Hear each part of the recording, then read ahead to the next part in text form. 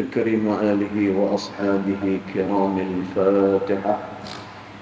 أعوذ بالله من الشيطان الرجيم. بسم الله الرحمن الرحيم.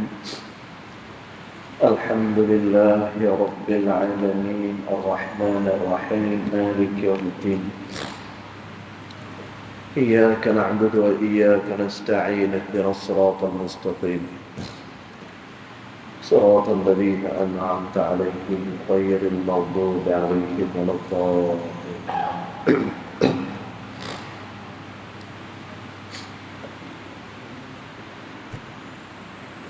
السلام عليكم ورحمة الله وبركاته.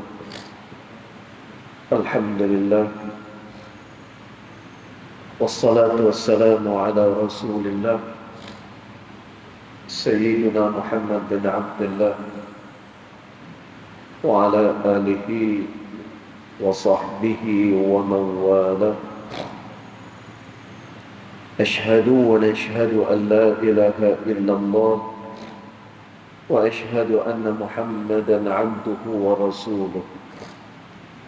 اللهم فصل وسلم على سيدنا محمد عبدك ورسولك النبي الأمي وعلى آله وصحبه وبارك وسلم. ثم أقول رب اشرح لي صدري ويسر لي أمري واحلل عقدة من لساني يفقه قولي أما بعد. قال الله سبحانه وتعالى في تنزيله: لقد كان لكم في رسول الله أسوة حسنة. صدق الله العظيم. ربي أدخلني مدخل صدق وأخرجني مخرج صدق واجعل لي من لدنك سلطانا نصيرا. إلهي أنت مقصودي ورضاك مطلوبي، فأعطني محبتك ومغرفتك يا أرحم الراحمين. Alhamdulillah, yang pertama-tamanya kita merafakkan kesyukuran kehadiran Allah Subhanahu wa Ta'ala dengan limpah kurnianya, dengan rahmatnya. Alhamdulillah, pada malam ini kita masih lagi dapat bersama-sama di dalam rumah Allah Subhanahu wa Ta'ala ini, bagi kita menunaikan salat fardhu maghrib berjemaah. Mudah-mudahan salat kita, zikir kita dan juga doa kita ianya akan diperkenan pada sisi Allah Subhanahu wa Ta'ala. Allahumma amin.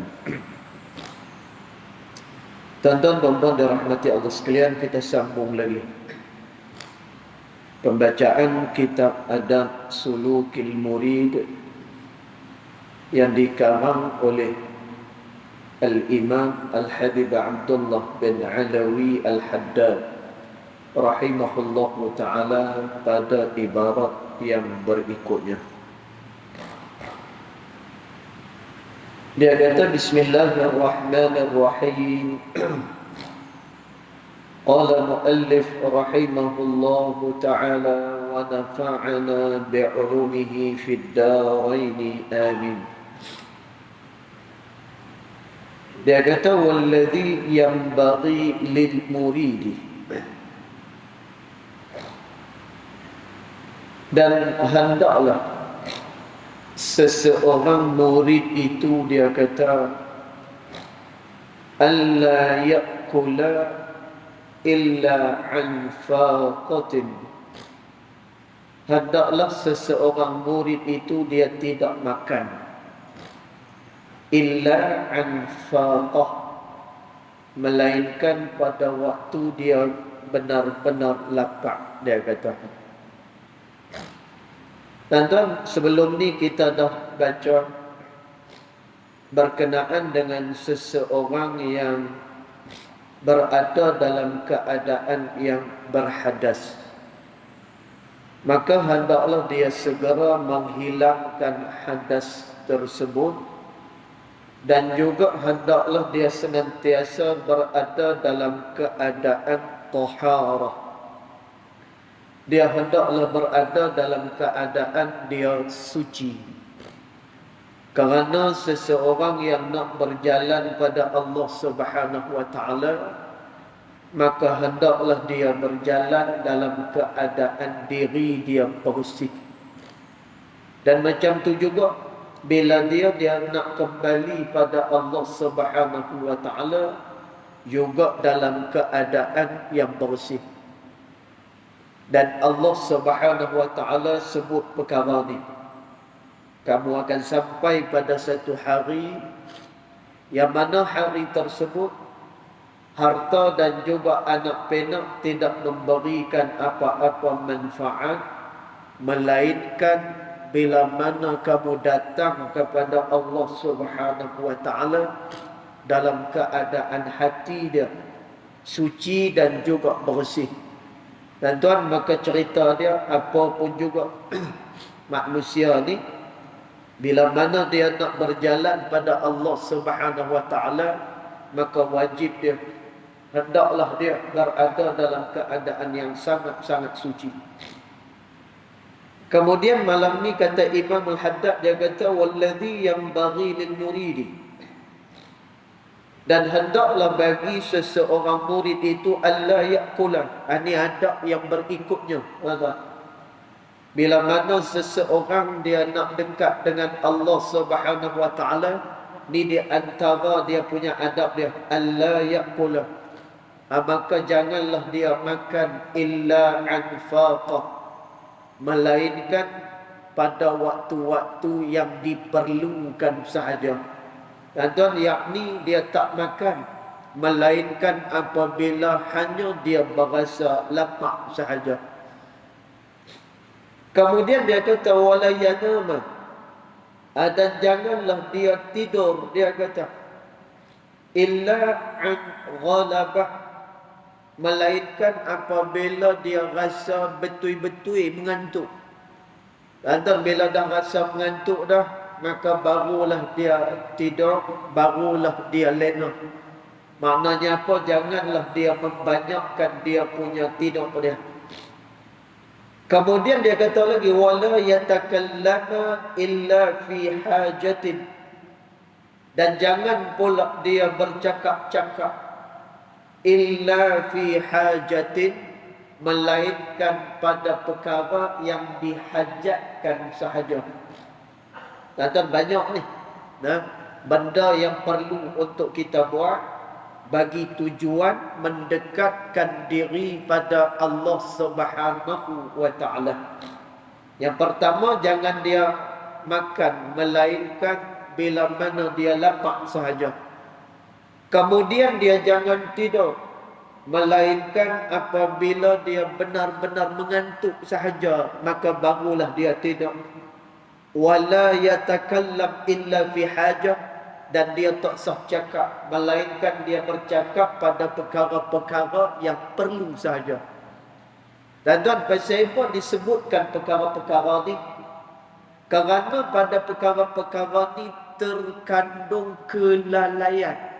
Dan tuan, kerana tu kita kena kurangkan benda-benda yang disebutkan oleh pengarang pada kitab ni. Kelalaian tu dia ada pada makan yang banyak.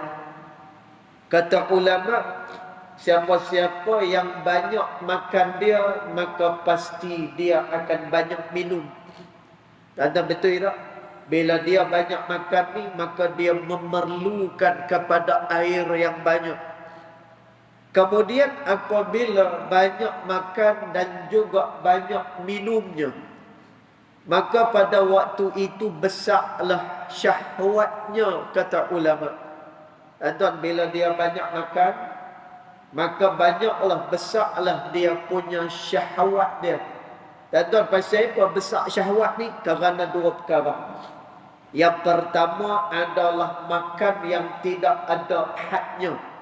Dan tuan, dia duk berasa dia nak makan gulai, dia makan gulai. Dia duk berasa dia nak makan nasi Arab, dia makan nasi Arab. Tuan-tuan, tak ada had. Ni bukan makna kata tak bagi makan, bukan macam tu. Tuan-tuan, tapi ni adalah makan yang tidak ada hadnya. Tuan-tuan, bila mana makan ni tidak ada dia punya had dia, maka kita telah melayan akan hawa nafsu kita. Tuan-tuan, maka kerana tu satu hari Sayyidina Umar radhiyallahu anhu wa ardah, dia pergi ke rumah anak dia Abdullah bin Umar. Tuan-tuan, ataupun lebih mesra disebut dengan nama Ibnu Umar. Tuan-tuan, satu hari Sayyidina Umar masuk ke dalam rumah Ibnu Umar ni. Bila dia masuk dalam rumah Ibnu Umar, tengok-tengok ada daging dalam rumah Ibnu Umar. Tuan-tuan, Sayyidina Umar tanya, wahai Abdullah, daging ni nak buat apa ada dekat dalam rumah kamu? Tuan-tuan, kata Abdullah bin Umar, wahai ayah, tadi masa aku berjalan-jalan dekat pasar, tiba-tiba aku terlihat daging.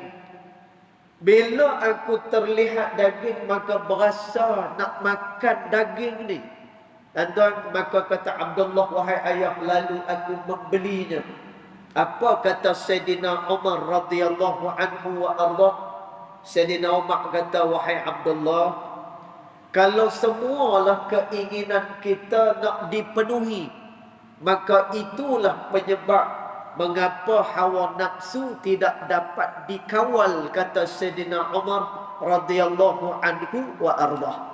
Tuan-tuan, sebab itu orang yang banyak makan ni, katanya ulama, bila dia banyak makan maka pasti dah dia akan banyak minum. Bila mana dia banyak makan dan banyak minum, maka besarlah dia punya syahwat dia.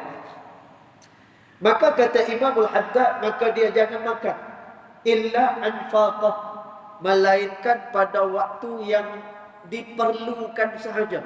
Pada waktu-waktu dia betul-betul lapar sahaja. Tuan-tuan, pada waktu tu barulah kita makan.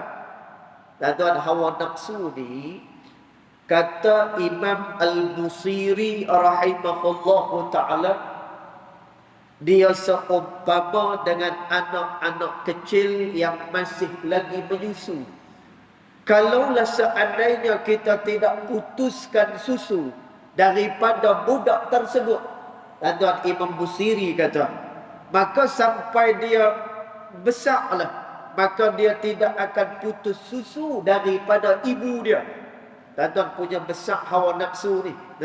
Maka kerana tu, ini adalah jalan-jalan untuk kita menutup supaya hawa nafsu itu tidak besar dan menguasai seseorang. Kemudian kelalaian dok ada dekat dalam tidur yang banyak. Tuan-tuan, orang-orang saleh, orang-orang yang dekat dengan Allah Subhanahu wa taala, mereka tidak membanyakkan tidur.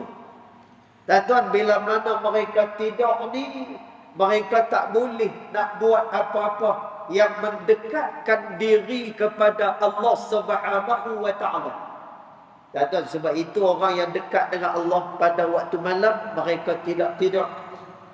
Katanya Nabi sallallahu alaihi wasallam, qiyamul lail, bangun pada waktu malam ni, makdubatus salihin, ianya adalah majlis untuk orang-orang yang saleh, kata Nabi sallallahu alaihi wasallam. Dan tuan, maknanya apa? Orang-orang saleh, orang-orang yang dekat dengan Allah Subhanahu wa taala, pada waktu malam mereka tak tidur. Dan tuan, tapi kebiasaan kita waktu malam ni lagu mana kita akan tidur pada waktu malam? Bahkan disebut oleh Allah Subhanahu wa taala, wa ja'alnal laila libasa, dan kami jadikan waktu malam untuk kamu berehat-rehat, kata Allah. Tuan-tuan, nak tunjuk kata apa? Waktu malam ni adalah waktu untuk orang berehat. Waktu malam adalah waktu untuk orang lena, waktu malam ni. Tapi kata Nabi SAW, qiyamul lail makdubatus salihin. Bangun pada waktu malam ni, dia adalah majlis untuk orang-orang yang saleh. Tuan-tuan, sehingga Allah Subhanahu wa taala memuji orang yang menjauhkan diri dia daripada tempat tidur pada waktu malam. Tuan-tuan, ni orang soleh. Orang soleh dia mengurangkan tidur dia. Tuan-tuan, Allah Ta'ala kata, tatajafa junubuhum 'anil madaji' yad'una rabbahum khawfan wa tama'an wa mimma razaqnahum yunfiqun, kata Allah. Allah Ta'ala kata tatajafa junubuhum, mereka menjauhkan diri daripada tempat tidur mereka. Dan siapa yang jauhkan diri daripada tempat tidur ni? Iaitulah orang-orang saleh, orang-orang yang mendekatkan diri kepada Allah Subhanahu wa taala. Dan apa mereka buat bila mana mereka tak tidur? Mereka tak tidur ni bukan sebab minum tungkat alih ni. Dan mereka tak tidur ni bukan kerana mereka minum Nescafe telajak. Tak, bukan dia. Dan mereka tak tidur ni mereka buat apa? Yad'una rabbahum khawfan wa tama'an. Mereka berdoa kepada Allah Subhanahu wa taala. Mereka merintih dengan Allah Subhanahu wa taala dalam keadaan tamak, dan dalam keadaan mereka minta sungguh-sungguh dengan Allah Subhanahu wa taala. Dan sebab itu beza orang yang soleh, orang yang dekat dengan Allah Subhanahu wa taala dengan manusia awam seumpama kita. Dan kita ni tidur nak bagi cukup. Dan kita ni tidur nak kena bagi banyak. Dan tapi bagi orang-orang hak yang soleh, dia tidak akan tidur melainkan apabila dia benar-benar mengantuk sahaja. Dan tujuan dia untuk apa? Supaya hati mereka tidak tidur dengan Allah Subhanahu wa taala. Dan beza dengan Nabi Muhammad sallallahu alaihi wasallam. Nabi sallallahu alaihi wasallam, walaupun mata dia pejam kerana Nabi lena. Dan ulama sebut, walaupun mata Nabi kantuk kerana Nabi lena, tetapi hati Nabi akan terus berjaga dengan Allah Subhanahu wa taala. Dan sebab itu di antara khususiat Nabi sallallahu alaihi wasallam, walaupun Nabi tidur, maka wuduk Nabi itu tidak batal. Tuan-tuan, pasal apa wuduk Nabi tidak batal? Yang walaupun Nabi tidur pada masa tu, kerana hati Nabi terus berjaga dengan Allah Subhanahu wa taala. Tuan-tuan, tapi kita kalau tidur ruyuk terus. Betul. Kita kalau tidur kira tidur tu ya. Tuan-tuan, dalam fiqh ni tidur ada dua. Satu tidak membatalkan ayat sembahyang, satu lagi dia membatalkan ayat sembahyang. Dan kalaulah pada waktu dia apa ni orang kata, apa ni macam khayal kita panggil. Dan dia duduk berkhayal, saat-saat nanti dia masuk ruyuk, dia bangun balik semula. Terlelap orang panggil. Dan masa dia duduk terlelap ni, dia masih lagi dengar suara orang bercakap pada sekitar dia. Dan yang ni namanya adalah nu'as, yang ni namanya mengantuk. Walaupun dia terlelap macam tu, dia bangun balik semula. Dan yang ni tak membatalkan ayat sembahyang dia. Dan yang batal ayat sembahyang ni macam mana? Dan dia tidur tak tetap dia punya punggung dia. Kemudian dia tidur ni kira memang dah tak sedap apa dah. Dan pada masa tu hendaklah dia mengambil dia punya ayat sembahyang dia. Ustaz, tapi saya Ustaz, tidur saya punya pungkuk saya tetap Ustaz. Dia dah. Dan sekalipun pungkuk dia tetap, bila dia bangkit daripada tidur, sunat untuk dia mengambil ayat sembahyang.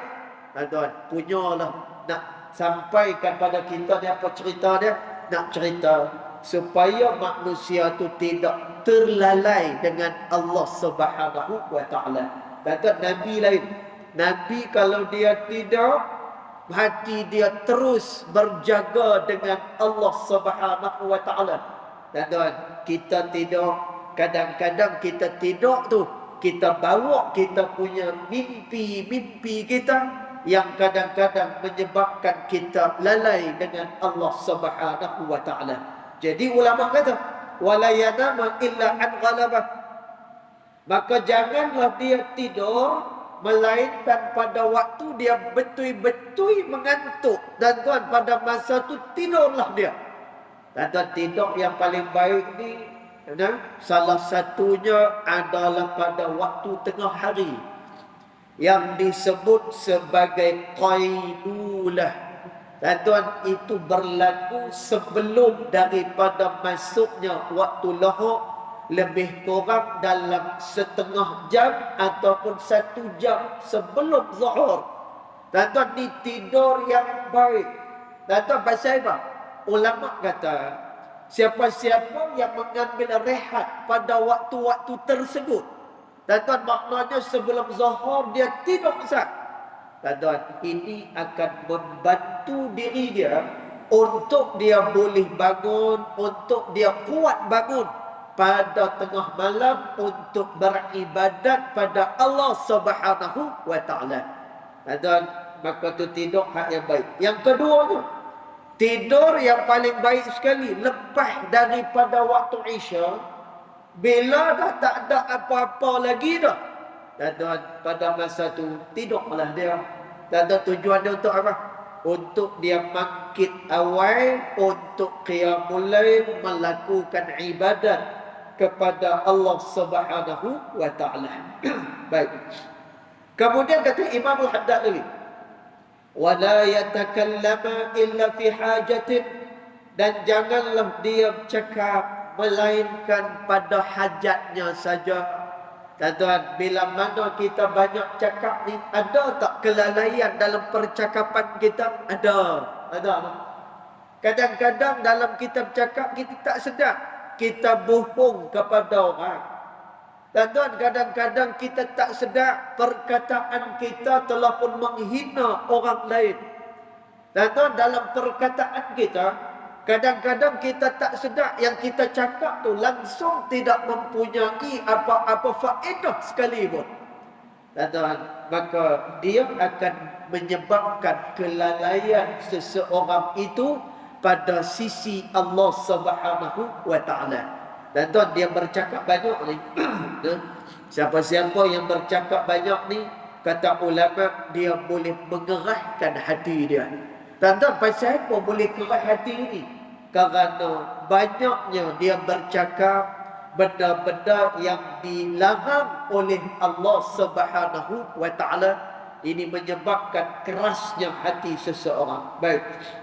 Kemudian dia kata lagi, wala yukhalita ahadan minal khalqi illa in kanat lahu fi mukhalatatihi faidatun. Dia kata, dan janganlah dia bergaul dengan seseorang pun daripada makhluk Allah Subhanahu wa taala. Dan tuan, maknanya apa? Jangan dia duk kawan dengan siapa-siapa. Nanti dulu kita baca bagi habis dulu. Tak tu. Tuan-tuan, masya-Allah. Kita Arab ni kalau kita baca, tuan-tuan, kadang-kadang dia bagi ayat penyata dulu. Dia datangkan dia punya perkhabaran dulu. Nanti dia akan bawa datang pengecualian. Nanti kita akan tengok pengecualian daripada apa. Kata Imam Al-Haddad, wala yukhalita ahadan minal khalqi. Janganlah dia bercampur, jangan dia bergaul dengan seseorang pun daripada makhluk Allah, illa, melainkan, dia kata. Dan maknanya apa? Kita kena pilih kawan kita. Kata Imam Al-Haddad, kecuali in kanat lahu fi mukhalatatihi faidatun, melainkan apabila dia bergaul, bila mana dia bercampur dengan orang tersebut, faidatun, mendatangkan faedah kepada dia.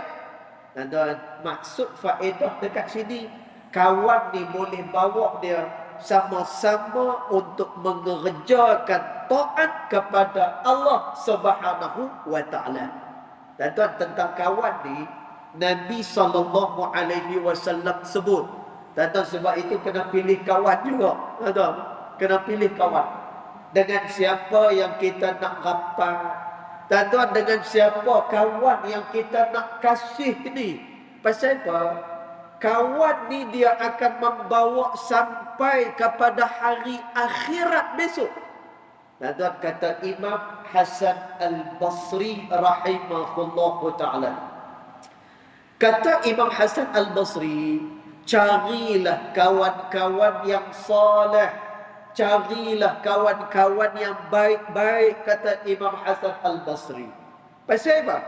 Kerana pada hari akhirat besok, kawan-kawan yang baik ni akan menjadi syafaat kepada kamu, kata Imam Hasan Al-Basri.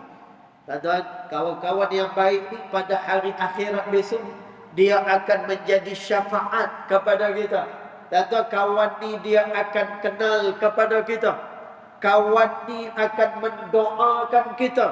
Dan paling kurang pun kawan yang baik ni, kalau kita ajak dia buat benda yang tak elok, dia tak mau. Bahkan dia akan ajak kita melakukan perkara-perkara yang baik pada sisi Allah Subhanahu wa taala. Dan dalam berkawan ni, kata Nabi SAW, al-mar'u ala dini khalilih, kata Nabi. Seseorang itu adalah berada pada agama kawan dia. Dan punya kuat pengaruh kawan ni, Masya Allah. Dan bahkan disebut oleh ulama.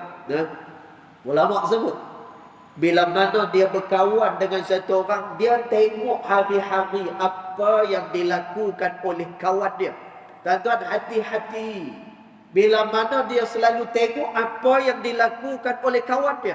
Kata ulama, kalaulah si kawan ini melakukan perkara baik, tuan-tuan, dia akan terdorong melakukan perkara baik itu.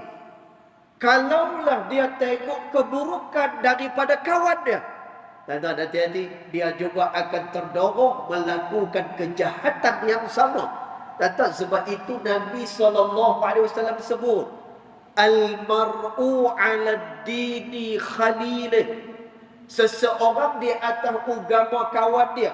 Maka kerana tu kata Nabi, falyanzur, maka hendaklah dia tengok sungguh-sungguh dengan siapa dia berkawan, kata Nabi SAW.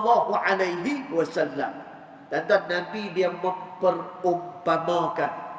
Kata Nabi SAW, umpama orang yang kawan dengan orang baik dengan orang yang tak baik ni, kata Nabi SAW, seumpama kamu berkawan dengan orang yang menjual minyak wangi, kata Nabi, dan juga dengan orang yang menjual besi-besi panas, kata Nabi SAW. Tuan-tuan, kalau kita dekat dengan orang yang jual minyak wangi ni, tuan-tuan, kita akan wangi seluruh badan. Masya Allah. Tuan-tuan, saya teringat bila minyak wangi ni, saya teringat kan, bila beli minyak wangi dekat negara Arab ni, kat Malaysia tak berlaku sangat. Dekat negara Arab, kalau kita beli minyak wangi, kita nak keluar daripada kedai dia ni, dia akan sembur kita. Dia akan sembur minyak wangi tu daripada kepala sampai kaki. Tu macam orang sanitizer. Macam sanitizer yang apa ni dulu kan. Bila sampai-sampai kena sanitizer. Macam tu. Dia pancit minyak wangi ni daripada kepala sampai kaki-kaki tu. Masya Allah. Jadi teringat kita dengan perumpamaan yang dibuat oleh Nabi SAW. Kamu berkawan dengan orang yang menjual minyak wangi, paling kurang pun kamu akan dapat dia punya wangian dia. Tapi kalaulah kamu berkawan dengan si tukang besi, kamu berkawan dengan orang yang buat besi, tuan-tuan, walaupun kita tak tempa besi, tuan-tuan, walaupun kita bukan tukang besi, bila kita rapat dengan dia, korang-korang, kata Nabi SAW, kita akan rasa akan bahangnya. Tuan-tuan, maka macam itulah perumpamaan. Bila mana seseorang dia berkawan dengan orang yang baik, dengan orang yang tidak baik, yang selalu mengajak dia kepada perkara-perkara yang dilarang oleh Allah Subhanahu wa taala. Jadi kata Imam Al-Haddad, kalaulah kamu nak dekat dengan Allah Taala, wala yukhalitu ahadan minal khalqi illa in kanat lahu fi mukhalatatihi faidatun. Maka janganlah dia bergaul dengan sesiapa pun, melainkan bila mana dia bergaul dengan orang itu, faidatun, mendatangkan faedah kepada dia. Dan maknanya apa? Membawa dia supaya taat dengan Allah Subhanahu wa taala. Dan ini adalah jalan-jalan untuk kita mendekatkan diri kepada Allah. Kemudian dia kata lagi, wa man aksara al-akla, dia kata, dan siapa-siapa pula yang memperbanyakkan makannya. Allahu Akbar. Tuan-tuan, kita makan ni macam mana nak buat? Saya lah ni sedang dalam tempoh diet lah ni. Tapi malam ni dia jadi apa ni, macam sel semua. Ni bukan sel semua pasal virus ke apa, bukan. Semalam ada rezeki sikit, ada orang belanja apa tu, char-kway-teow. Masya Allah. Kita tak boleh makan. Saya tak boleh makan. Pasal apa? Saya allergic. Saya ada allergic dengan barang-barang seafood ni. Jadi bila char-kway-teow, orang tu order ni yang special. Dalam tu ada udang, dalam tu ada kerang. Dalam keadaan kita tahu dah. Kita dah kata dah, sampai char-kway-teow ni kata pi dah malam ni. Tahu dah. Bila makan ni ada dia punya akibat yang tak baik akan berlaku. Tahu dah. Tapi bila kata makan ni, tengok sedap, Masya Allah. Dengan telur dia buka atas, lepas tu udang. Tapi kata Imam Al-Haddad rahimahullah ta'ala, wa man aksaral akla, siapa-siapa dia yang banyak dia punya makan dia. Imam Al-Haddad kata qasa qalbuhu, maka pada waktu tu keraslah dia punya hati dia. Bila mana dia membanyakkan dia punya makan dia. Dan tu pasal apa hati boleh keras? Kerana dia melawan dia punya hawa nafsu dia. Dan makanan ni pula dia akan pi kepada perut. Kata Nabi SAW, boleh dikatakan seluruh penyakit adalah berasal daripada perut manusia. Dan termasuklah juga penyakit-penyakit yang bentuk batini, bentuk-bentuk dalaman kita. Ianya juga adalah bermula daripada perut kita. Bila mana perut itu dipenuhkan dengan makanan. Dan kerana itu, kata Imam Al-Haddad rahimahullahu ta'ala, orang yang memperbanyakkan makan dia, qasa qalbuhu, maka hati dia akan menjadi keras. Bila hati dia jadi keras, dan bila mana dia banyakkan makan dia, ini dia punya natijah dia. Dan ini dia punya hasil dia. Saqulat jawarihuhu anil ibadah, maka akan beratlah seluruh anggota tubuh badan dia anil ibadah, daripada melakukan ibadat kepada Allah Subhanahu wa ta'ala. Dan dia dicengkam dengan dua perkara yang buruk. Yang pertama, dia dicengkam dengan hawa nafsu. Itu yang pertama. Yang kedua, dia dicengkam, dia dikuasai dengan perasaan malas. Tuan-tuan, agak-agak macam mana dia nak keluar daripada cengkaman ni. Tuan-tuan, sebab itu di dalam Al-Quran, Allah Subhanahu wa taala kata, yukhrijuhum minaz zulumati ilan nur, kata Allah. Dikeluarkan mereka itu daripada kegelapan, kata Allah. Ilan nur, kepada satu cahaya Allah Subhanahu wa taala.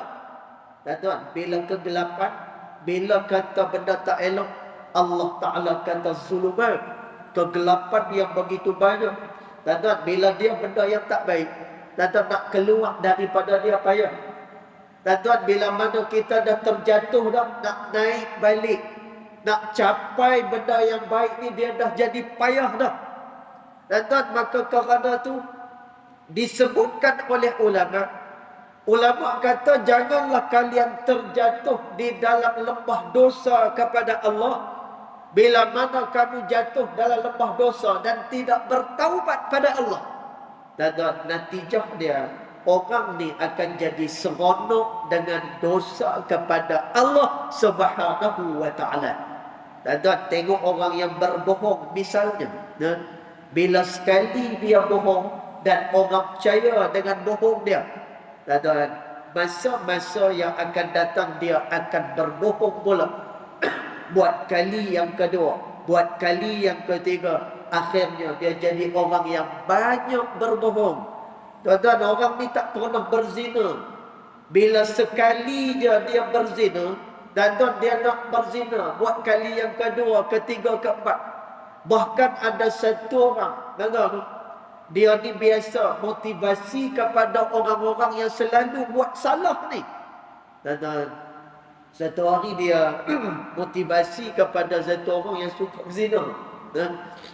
Maka orang yang motivasi ni, dia kata apa? Dia kata, hang kan ada isteri, hang kan ada orang perempuan kat rumah, pasal apa nak pergi cari dia dulu? Dan dia kata apa? Dia kata, ustaz, dia kata, hak yang di rumah tu biasa dah. Dia kata macam tu. Dia kata yang di rumah tu biasa dah. Tapi berzina ni seronok, dia kata. Seronok bila orang tak tahu, bila boleh bertukar-tukar pasangan, bila boleh macam-macam cara dan sebagainya. Tuan-tuan, maka dia kata apa? Nak tak nak yang sedap ni, dia kata, adalah daripada penzinaan, dia kata. Dan ulama sebut lama dah, bila mana seseorang jatuh dalam lembah dosa kepada Allah dan dia tak bertaubat dengan Allah, dan akan menyebabkan dia rasa seronok dengan melakukan dosa kepada Allah Subhanahu wa taala. Kita perhabis malam ni sikit lagi. Kemudian dia kata, wa kasratul akli tad'u ila kasratin naum wal kalam.